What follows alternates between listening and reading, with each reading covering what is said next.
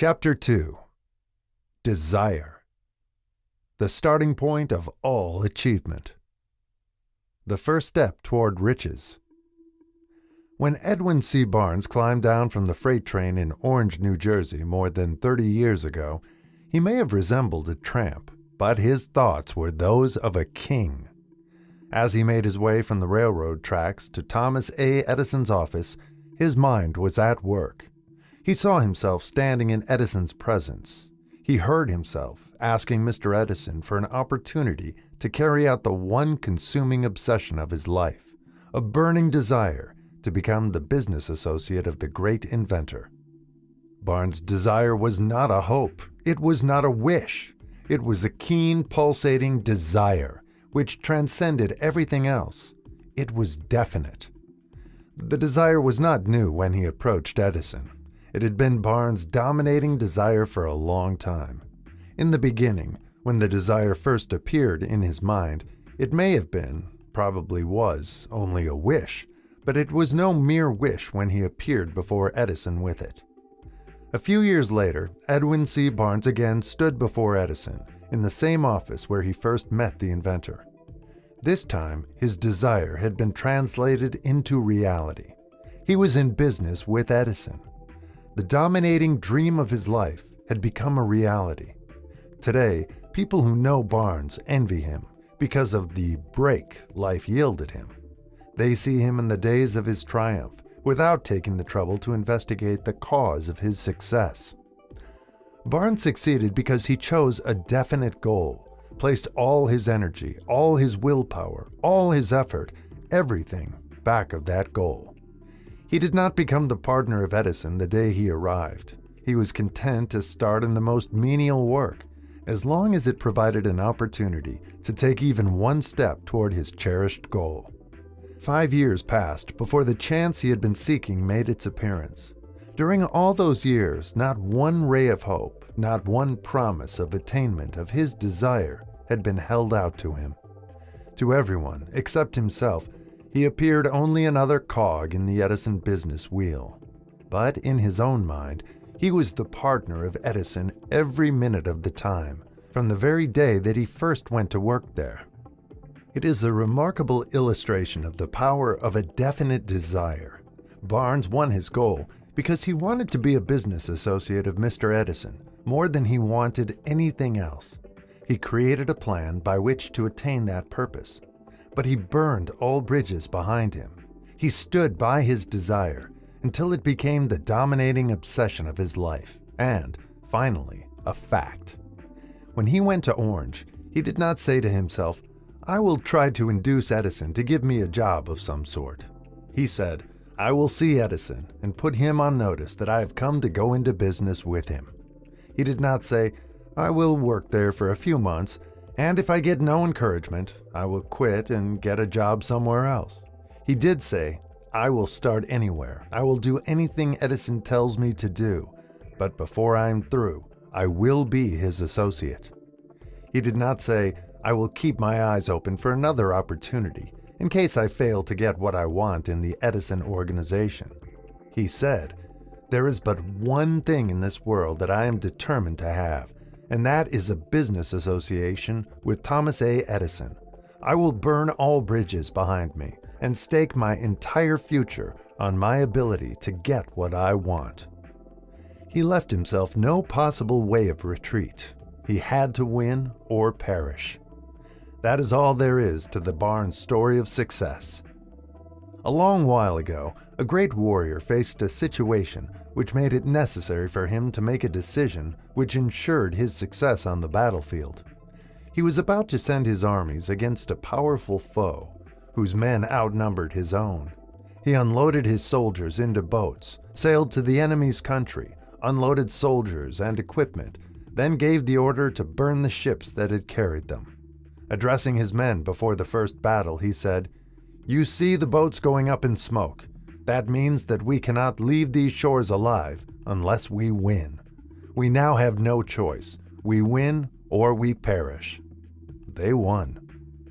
Every person who wins in any undertaking must be willing to burn his ships and cut all sources of retreat. Only by so doing can one be sure of maintaining that state of mind known as a burning desire to win, essential to success? The morning after the Great Chicago Fire, a group of merchants stood on State Street looking at the smoking remains of what had been their stores. They went into a conference to decide if they would try to rebuild or leave Chicago and start over in a more promising section of the country. They reached a decision, all except one, to leave Chicago. The merchant who decided to stay and rebuild pointed a finger at the remains of his store and said, "Gentlemen, on that very spot, I will build the world's greatest store, no matter how many times it may burn down." That was more than 50 years ago. The store was built. It stands there today, a towering monument to the power of that state of mind known as a burning desire. The easy thing for Marshall Field to have done would have been exactly what his fellow merchants did. When the going was hard and the future looked dismal, they pulled up and went where the going seemed easier. Mark well this difference between Marshall Field and the other merchants, because it is the same difference which distinguishes Edwin C. Barnes from thousands of other young men who have worked in the Edison organization. It is the same difference which distinguishes practically all who succeed from those who fail. Every human being who reaches the age of understanding of the purpose of money wishes for it. Wishing will not bring riches, but desiring riches with a state of mind that becomes an obsession, then planning definite ways and means to acquire riches, and backing those plans with persistence which does not recognize failure, will bring riches. The method by which desire for riches can be transmuted into its financial equivalent consists of 6 definite practical steps. Viz. First, fix in your mind the exact amount of money you desire. It is not sufficient merely to say, "I want plenty of money." Be definite as to the amount. There is a psychological reason for definiteness, which will be described in a subsequent chapter. Second, determine exactly what you intend to give in return for the money you desire. There is no such reality as something for nothing. Third, establish a definite date when you intend to possess the money you desire. Fourth, create a definite plan for carrying out your desire, and begin at once, whether you are ready or not, to put this plan into action. Fifth, write out a clear, concise statement of the amount of money you intend to acquire. Name the time limit for its acquisition, state what you intend to give in return for the money, and describe clearly the plan through which you intend to accumulate it. Sixth, read your written statement aloud, twice daily, once just before retiring at night and once after arising in the morning. As you read, see and feel and believe yourself already in possession of the money. It is important that you follow the instructions described in these 6 steps. It is especially important that you observe and follow the instructions in the 6th paragraph. You may complain that it is impossible for you to see yourself in possession of money before you actually have it. Here is where a burning desire will come to your aid. If you truly desire money so keenly that your desire is an obsession, you will have no difficulty in convincing yourself that you will acquire it. The object is to want money and to become so determined to have it that you convince yourself you will have it. Only those who become money conscious ever accumulate great riches. Money consciousness means that the mind has become so thoroughly saturated with the desire for money that one can see oneself already in possession of it. To the uninitiated, who has not been schooled in the working principles of the human mind, these instructions may appear impractical. It may be helpful to all who fail to recognize the soundness of the 6 steps to know that the information they convey was received from Andrew Carnegie, who began as an ordinary laborer in the steel mills, but managed, despite his humble beginning, to make these principles yield him a fortune of considerably more than $100 million.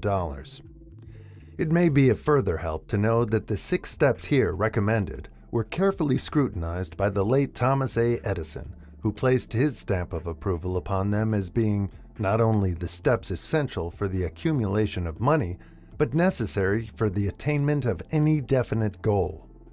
The steps call for no hard labor. They call for no sacrifice. They do not require one to become ridiculous or credulous. To apply them calls for no great amount of education.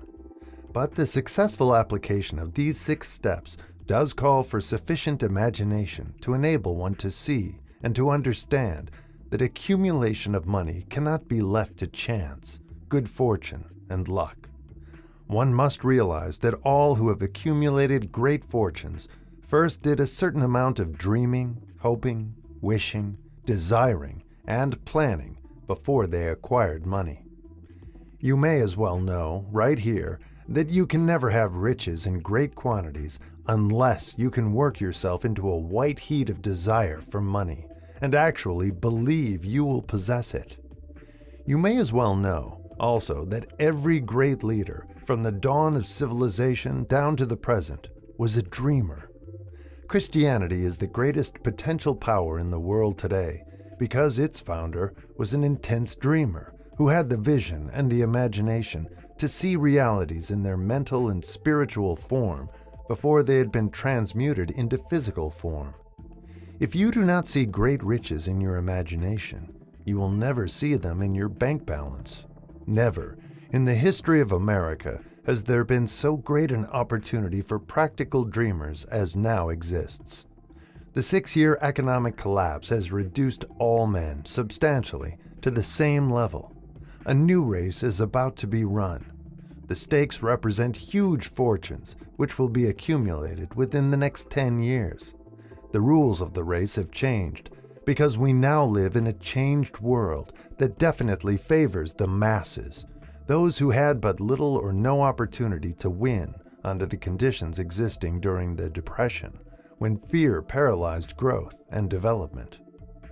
We who are in this race for riches should be encouraged to know that this changed world in which we live is demanding new ideas, new ways of doing things, new leaders, new inventions, new methods of teaching, new methods of marketing, new books, new literature, new features for the radio, new ideas for moving pictures.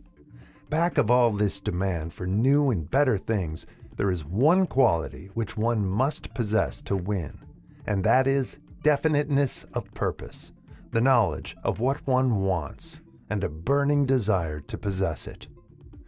The business depression marked the death of one age and the birth of another. This changed world requires practical dreamers who can and will put their dreams into action. The practical dreamers have always been, and always will be, the pattern makers of civilization.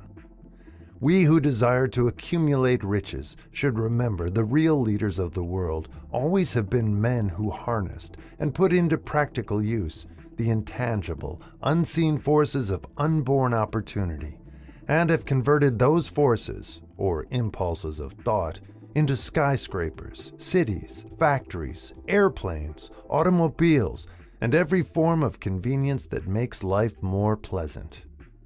Tolerance and an open mind are practical necessities of the dreamer of today. Those who are afraid of new ideas are doomed before they start. Never has there been a time more favorable to pioneers than the present. True, there is no wild and woolly West to be conquered, as in the days of the covered wagon, but there is a vast business, financial, and industrial world to be remolded and redirected along new and better lines. In planning to acquire your share of the riches, let no one influence you to scorn the dreamer. To win the big stakes in this changed world, you must catch the spirit of the great pioneers of the past, whose dreams have given to civilization all that it has of value, the spirit which serves as the lifeblood of our own country, your opportunity and mine to develop and market our talents. Let us not forget, Columbus dreamed of an unknown world, staked his life on the existence of such a world, and discovered it. Copernicus, the great astronomer, dreamed of a multiplicity of worlds and revealed them. No one denounced him as impractical after he had triumphed. Instead, the world worshipped at his shrine, thus proving once more that success requires no apologies, failure permits no alibis. If the thing you wish to do is right, and you believe in it, go ahead and do it. Put your dream across, and never mind what they say if you meet with temporary defeat, for they, perhaps, do not know that every failure brings with it the seed of an equivalent success. Henry Ford, poor and uneducated, dreamed of a horseless carriage, went to work with what tools he possessed, without waiting for opportunity to favor him, and now evidence of his dream belts the entire earth. He has put more wheels into operation than any man who ever lived, because he was not afraid to back his dreams. Thomas Edison dreamed of a lamp that could be operated by electricity, began where he stood to put his dream into action, and despite more than 10,000 failures, he stood by that dream until he made it a physical reality. Practical dreamers do not quit. Whalen dreamed of a chain of cigar stores, transformed his dream into action, and now the United Cigar Stores occupy the best corners in America. Lincoln dreamed of freedom for the black slaves, put his dream into action, and barely missed living to see a united North and South translate his dream into reality. The Wright brothers dreamed of a machine that would fly through the air. Now one may see evidence all over the world that they dreamed soundly. Marconi dreamed of a system for harnessing the intangible forces of the ether. Evidence that he did not dream in vain may be found in every wireless and radio in the world. Moreover, Marconi's dream brought the humblest cabin and the most stately manor house side by side. It made the people of every nation on earth backdoor neighbors. It gave the President of the United States a medium by which he may talk to all the people of America at one time and on short notice. It may interest you to know that Marconi's friends had him taken into custody and examined in a psychopathic hospital when he announced he had discovered a principle through which he could send messages through the air without the aid of wires or other direct physical means of communication. The dreamers of today fare better. The world has become accustomed to new discoveries. Nay, it has shown a willingness to reward the dreamer who gives the world a new idea. The greatest achievement was, at first, and for a time, but a dream. The oak sleeps in the acorn, the bird waits in the egg, and in the highest vision of the soul, a waking angel stirs. Dreams are the seedlings of reality. Awake, arise, and assert yourself, you dreamers of the world. Your star is now in the ascendancy. The World Depression brought the opportunity you have been waiting for. It taught people humility, tolerance, and open-mindedness. The world is filled with an abundance of opportunity which the dreamers of the past never knew. A burning desire to be and to do is the starting point from which the dreamer must take off. Dreams are not born of indifference, laziness, or lack of ambition. The world no longer scoffs at the dreamer, nor calls him impractical. If you think it does, take a trip to Tennessee and witness what a dreamer president has done in the way of harnessing and using the great water power of America. A score of years ago, such a dream would have seemed like madness. You have been disappointed. You have undergone defeat during the Depression. You have felt the great heart within you crushed until it bled. Take courage, for these experiences have tempered the spiritual metal of which you are made. They are assets of incomparable value. Remember, too, that all who succeed in life get off to a bad start and pass through many heartbreaking struggles before they arrive. The turning point in the lives of those who succeed usually comes at the moment of some crisis through which they are introduced to their other selves. John Bunyan wrote The Pilgrim's Progress, which is among the finest of all English literature, after he had been confined in prison and sorely punished, because of his views on the subject of religion. O. Henry discovered the genius which slept within his brain after he had met with great misfortune and was confined in a prison cell in Columbus, Ohio. Being forced, through misfortune, to become acquainted with his other self and to use his imagination, he discovered himself to be a great author instead of a miserable criminal and outcast. Strange and varied are the ways of life, and stranger still are the ways of infinite intelligence, through which men are sometimes forced to undergo all sorts of punishment before discovering their own brains and their own capacity to create useful ideas through imagination. Edison, the world's greatest inventor and scientist, was a tramp telegraph operator. He failed innumerable times before he was driven, finally, to the discovery of the genius which slept within his brain. Charles Dickens began by pasting labels on blacking pots. The tragedy of his first love penetrated the depths of his soul and converted him into one of the world's truly great authors. That tragedy produced first David Copperfield, then a succession of other works that made this a richer and better world for all who read his books. Disappointment over love affairs generally has the effect of driving men to drink and women to ruin, and this because most people never learn the art of transmuting their strongest emotions into dreams of a constructive nature. Helen Keller became deaf, dumb, and blind shortly after birth. Despite her greatest misfortune, she has written her name indelibly in the pages of the history of the great. Her entire life has served as evidence that no one is ever defeated until defeat has been accepted as a reality. Robert Burns was an illiterate country lad. He was cursed by poverty and grew up to be a drunkard in the bargain. The world was made better for his having lived because he clothed beautiful thoughts in poetry and thereby plucked a thorn and planted a rose in its place. Booker T. Washington was born in slavery, handicapped by race and color. Because he was tolerant, had an open mind at all times, on all subjects, and was a dreamer, he left his impress for good on an entire race.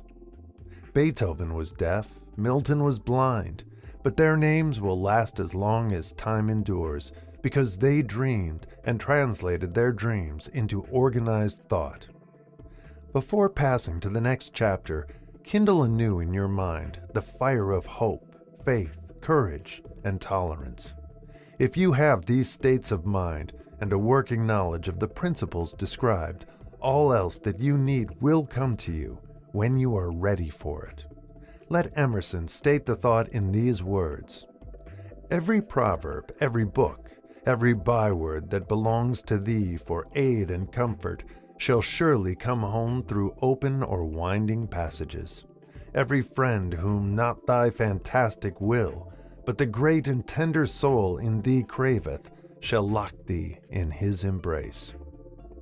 There is no difference between wishing for a thing and being ready to receive it. No one is ready for a thing until he believes he can acquire it. The state of mind must be belief, not mere hope or wish.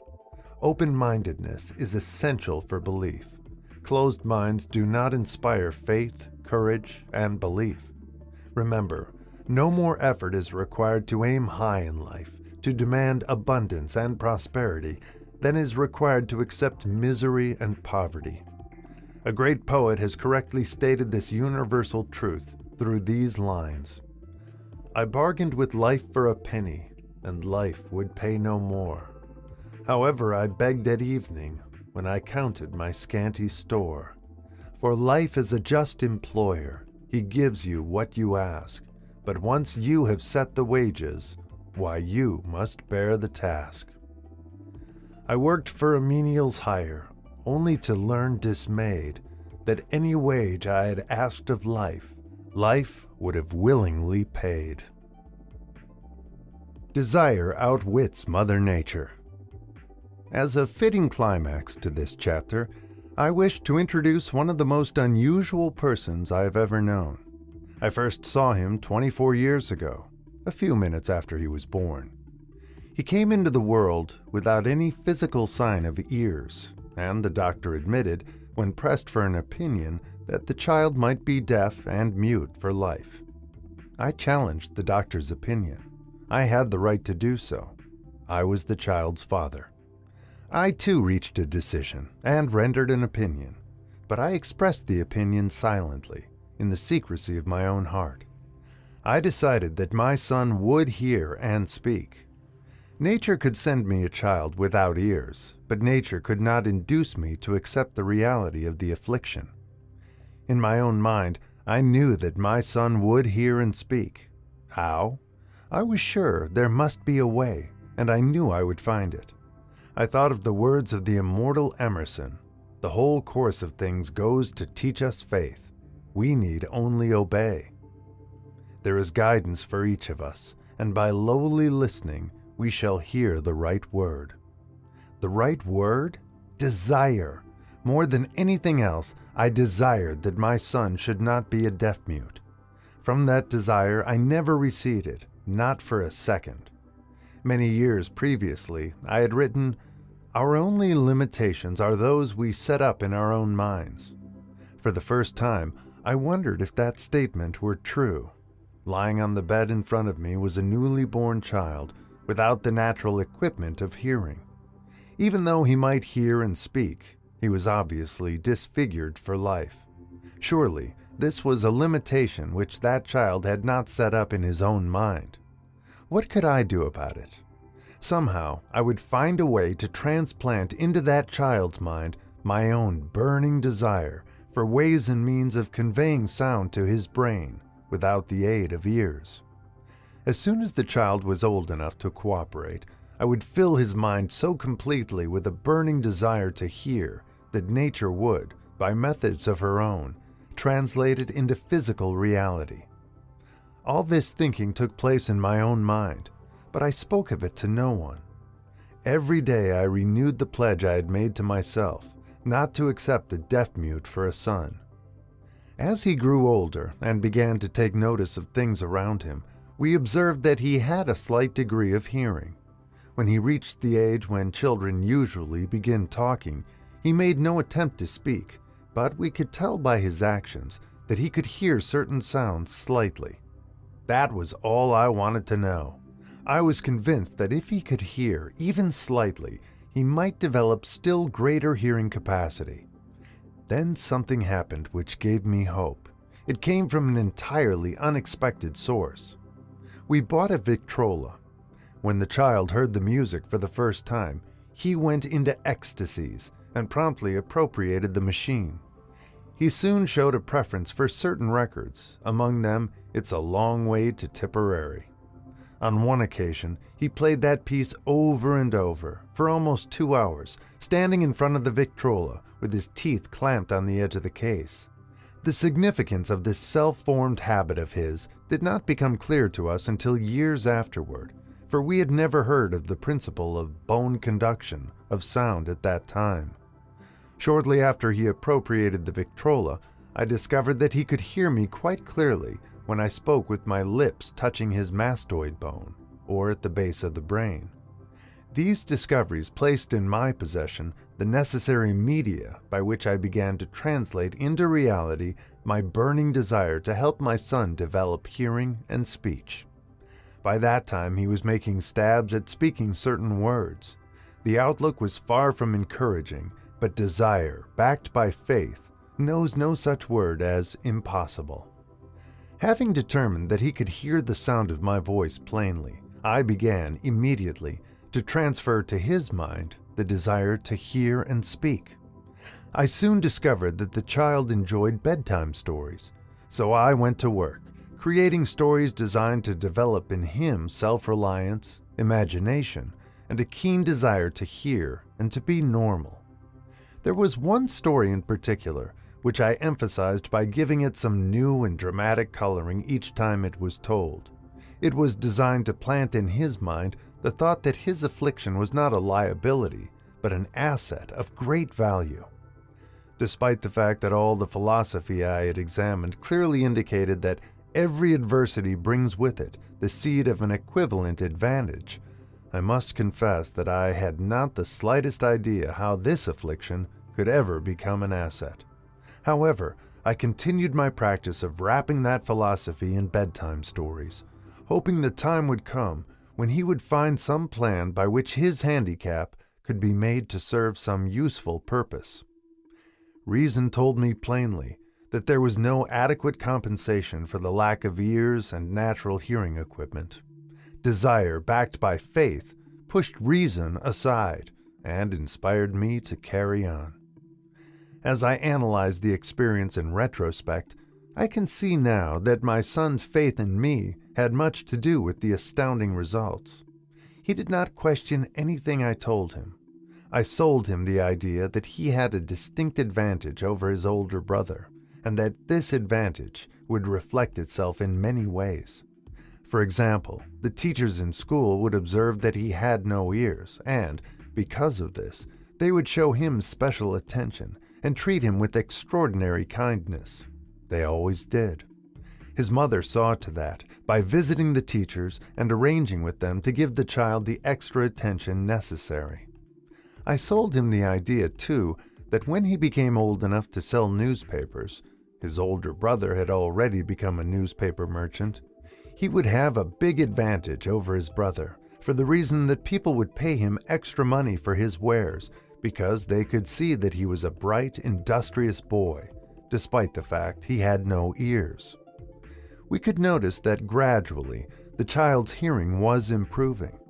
Moreover, he had not the slightest tendency to be self-conscious because of his affliction. When he was about 7, he showed the first evidence that our method of servicing his mind was bearing fruit. For several months he begged for the privilege of selling newspapers, but his mother would not give her consent. She was afraid that his deafness made it unsafe for him to go on the street alone. Finally, he took matters in his own hands. One afternoon, when he was left at home with the servants, he climbed through the kitchen window, shinnied to the ground, and set out on his own. He borrowed 6 cents in capital from the neighbor shoemaker, invested it in papers, sold out, reinvested, and kept repeating until late in the evening.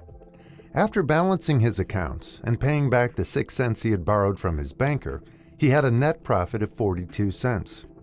When we got home that night, we found him in bed, asleep, with the money tightly clenched in his hand. His mother opened his hands, removed the coins, and cried. Of all things, crying over her son's first victory seemed so inappropriate. My reaction was the reverse. I laughed heartily, for I knew that my endeavor to plant in the child's mind an attitude of faith in himself had been successful. His mother saw, in his first business venture, a little deaf boy who had gone out in the streets and risked his life to earn money. I saw a brave, ambitious, self-reliant little businessman whose stock in himself had been increased 100% because he had gone into business on his own initiative and had won. The transaction pleased me because I knew that he had given evidence of a trait of resourcefulness that would go with him all through life. Later events proved this to be true. When his older brother wanted something, he would lie down on the floor, kick his feet in the air, cry for it, and get it. When the little deaf boy wanted something, he would plan a way to earn the money, then buy it for himself. He still follows that plan. Truly, my own son has taught me that handicaps can be converted into stepping stones on which one may climb toward some worthy goal, unless they are accepted as obstacles and used as alibis. The little deaf boy went through the grades, high school and college, without being able to hear his teachers, excepting when they shouted loudly at close range. He did not go to a school for the deaf. We would not permit him to learn the sign language. We were determined that he should live a normal life and associate with normal children, and we stood by that decision, although it cost us many heated debates with school officials. While he was in high school, he tried an electrical hearing aid, but it was of no value to him, due, we believed, to a condition that was disclosed when the child was 6 by Dr. J. Gordon Wilson of Chicago, when he operated on one side of the boy's head and discovered that there was no sign of natural hearing equipment. During his last week in college, 18 years after the operation, something happened which marked the most important turning point of his life. Through what seemed to be mere chance, he came into possession of another electrical hearing device, which was sent to him on trial. He was slow about testing it due to his disappointment with a similar device. Finally, he picked the instrument up and more or less carelessly placed it on his head, hooked up the battery, and lo, as if by a stroke of magic, his lifelong desire for normal hearing became a reality. For the first time in his life, he heard practically as well as any person with normal hearing. God moves in mysterious ways, his wonders to perform.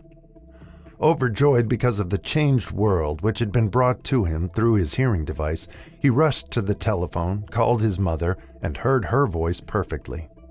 The next day, he plainly heard the voices of his professors in class for the first time in his life. Previously, he could hear them only when they shouted at short range. He heard the radio. He heard the talking pictures. For the first time in his life, he could converse freely with other people, without the necessity of their having to speak loudly. Truly, he had come into possession of a changed world. We had refused to accept nature's error, and, by persistent desire, we had induced nature to correct that error through the only practical means available. Desire had commenced to pay dividends, but the victory was not yet complete. The boy still had to find a definite and practical way to convert his handicap into an equivalent asset. Hardly realizing the significance of what had already been accomplished, but intoxicated with the joy of his newly discovered world of sound, he wrote a letter to the manufacturer of the hearing aid, enthusiastically describing his experience. Something in his letter, something, perhaps, which was not written on the lines, but back of them, caused the company to invite him to New York. When he arrived, he was escorted through the factory, and while talking with the chief engineer, telling him about his changed world, a hunch, an idea, or an inspiration, call it what you wish, flashed into his mind. It was this impulse of thought which converted his affliction into an asset, destined to pay dividends in both money and happiness to thousands for all time to come. The sum and substance of that impulse of thought was this. It occurred to him that he might be of help to the millions of deafened people who go through life without the benefit of hearing devices, if he could find a way to tell them the story of his changed world. Then and there, he reached a decision to devote the remainder of his life to rendering useful service to the hard of hearing. For an entire month, he carried on an intensive research, during which he analyzed the entire marketing system of the manufacturer of the hearing device, and created ways and means of communicating with the hard of hearing all over the world for the purpose of sharing with them his newly discovered changed world. When this was done, he put in writing a 2-year plan based upon his findings. When he presented the plan to the company, he was instantly given a position for the purpose of carrying out his ambition. Little did he dream when he went to work that he was destined to bring hope and practical relief to thousands of deafened people who, without his help, would have been doomed forever to deaf-mutism. Shortly after he became associated with the manufacturer of his hearing aid, he invited me to attend a class conducted by his company for the purpose of teaching deaf-mutes to hear and to speak. I had never heard of such a form of education. Therefore, I visited the class, skeptical but hopeful that my time would not be entirely wasted. Here I saw a demonstration which gave me a greatly enlarged vision of what I had done to arouse and keep alive in my son's mind the desire for normal hearing. I saw deaf-mutes actually being taught to hear and to speak through application of the self-same principle I had used more than 20 years previously in saving my son from deaf-mutism. Thus, through some strange turn of the wheel of fate, my son, Blair, and I have been destined to aid in correcting deaf-mutism for those as yet unborn, because we are the only living human beings, as far as I know, who have established definitely the fact that deaf-mutism can be corrected to the extent of restoring to normal life those who suffer with this affliction. It has been done for one, it will be done for others. There is no doubt in my mind that Blair would have been a deaf-mute all his life if his mother and I had not managed to shape his mind as we did. The doctor who attended at his birth told us, confidentially, the child might never hear or speak. A few weeks ago, Dr. Irving Voorhees, a noted specialist on such cases, examined Blair very thoroughly. He was astounded when he learned how well my son now hears and speaks, and said his examination indicated that, theoretically, the boy should not be able to hear at all. But the lad does hear, despite the fact that X-ray pictures showed there is no opening in the skull whatsoever from where his ears should be to the brain. When I planted in his mind the desire to hear and talk and live as a normal person, there went with that impulse some strange influence which caused nature to become bridge builder and span the gulf of silence between his brain and the outer world, by some means which the keenest medical specialists have not been able to interpret. It would be sacrilege for me to even conjecture as to how nature performed this miracle. It would be unforgivable if I neglected to tell the world as much as I know of the humble part I assumed in the strange experience. It is my duty and a privilege to say I believe, and not without reason, that nothing is impossible to the person who backs desire with enduring faith. Verily, a burning desire has devious ways of transmuting itself into its physical equivalent. Blair desired normal hearing. Now he has it. He was born with a handicap which might easily have sent one with a less defined desire to the street with a bundle of pencils and a tin cup. That handicap now promises to serve as the medium by which he will render useful service to many millions of hard of hearing also, to give him useful employment at adequate financial compensation the remainder of his life. The little white lies I planted in his mind when he was a child, by leading him to believe his affliction would become a great asset which he could capitalize, has justified itself. Verily, there is nothing, right or wrong, which belief plus burning desire cannot make real. These qualities are free to everyone. In all my experience in dealing with men and women who had personal problems, I never handled a single case which more definitely demonstrates the power of desire. Authors sometimes make the mistake of writing of subjects of which they have but superficial or very elementary knowledge. It has been my good fortune to have had the privilege of testing the soundness of the power of desire through the affliction of my own son. Perhaps it was providential that the experience came as it did, for surely no one is better prepared than he to serve as an example of what happens when desire is put to the test. If Mother Nature bends to the will of desire, is it logical that mere men can defeat a burning desire? Strange and imponderable is the power of the human mind. We do not understand the method by which it uses every circumstance, every individual, every physical thing within its reach, as a means of transmuting desire into its physical counterpart. Perhaps science will uncover this secret. I planted in my son's mind the desire to hear and to speak as any normal person hears and speaks. That desire has now become a reality. I planted in his mind the desire to convert his greatest handicap into his greatest asset. That desire has been realized. The modus operandi by which this astounding result was achieved is not hard to describe.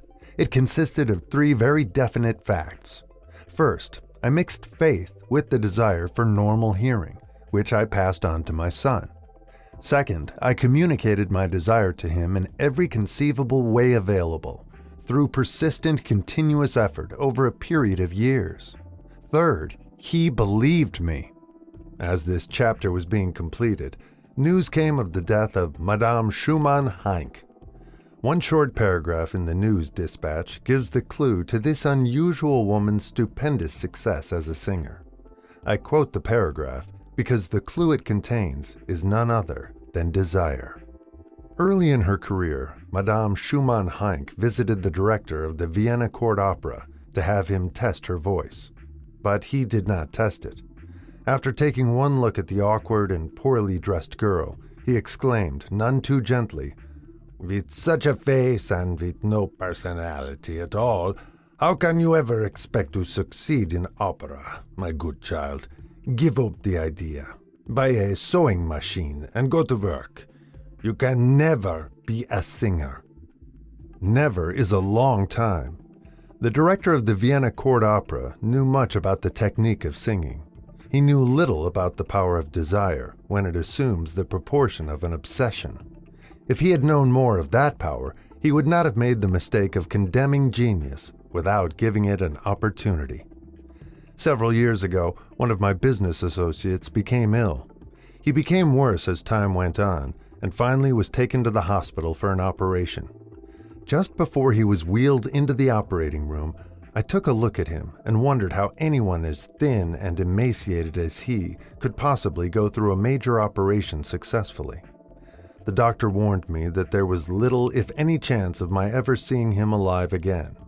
But that was the doctor's opinion. It was not the opinion of the patient. Just before he was wheeled away, he whispered feebly, "Do not be disturbed, Chief. I will be out of here in a few days." The attending nurse looked at me with pity, but the patient did come through safely. After it was all over, his physician said, "Nothing but his own desire to live saved him. He never would have pulled through if he had not refused to accept the possibility of death." I believe in the power of desire backed by faith, because I have seen this power lift men from lowly beginnings to places of power and wealth. I have seen it rob the grave of its victims. I have seen it serve as the medium by which men staged a comeback after having been defeated in 100 different ways. I have seen it provide my own son with a normal, happy, successful life, despite nature's having sent him into the world without ears. How can one harness and use the power of desire? This has been answered through this and the subsequent chapters of this book. This message is going out to the world at the end of the longest and perhaps the most devastating depression America has ever known. It is reasonable to presume that the message may come to the attention of many who have been wounded by the depression, those who have lost their fortunes, others who have lost their positions, and great numbers who must reorganize their plans and stage a comeback. To all these, I wish to convey the thought that all achievement, no matter what may be its nature or its purpose, must begin with an intense, burning desire for something definite.